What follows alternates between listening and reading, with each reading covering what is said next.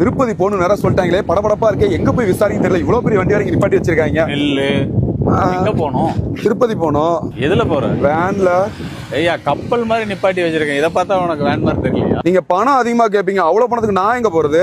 நீங்க மட்டும் இல்ல, எல்லாரும் அப்படிதான் நினைச்சுக்கிட்டு இருக்காங்க. பெரம்பலூர்ல மட்டும் இல்ல, தமிழ்நாட்டிலேயே கிலோமீட்டருக்கு 30 ரூபா போட்டு ஏசியோட குழுக்குழுன்னு ஓட்டுறதுக்கு நம்ம முகில் டிராவல்ஸ். அப்புறம் ஏன் யோசிச்சுக்கிட்டு இருக்க? குடும்பத்தோட வண்டியில ஏரியா போலாம்.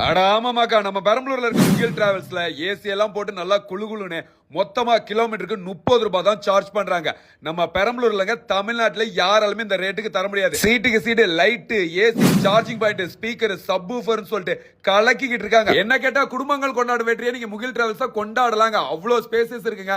லக்கேஜ் எது வேணா ஏத்துக்கலாங்க. 14+1 சீட்டு கெப்பாசிட்டிங்க. இவங்களோட தாரக மந்திரமே வந்து லக்ஸரி தாங்க. நீங்க கார்ல போனா குடும்பத்தோட என்ன லக்ஸரியை ஃபீல் பண்ணுவீங்களோ அத இந்த வேன்ல கொடுக்க முடியும்னு அடிச்சு சொல்றாங்க. இந்த வீடியோவை உங்க ஃப்ரெண்ட்ஸ் கேங்ல யாராவது டூர் அரேஞ்ச் பண்ணுவா பாத்தீங்களா, அவங்களுக்கு அனுப்பிச்சிட்டு இனி டூர் போனா அது முகில் டிராவல்ஸ்ல இருக்க ஏசி வண்டியில தான் போவேன்னு சொல்லி ஆடம் பிடிங்க. நம்ம அடுத்து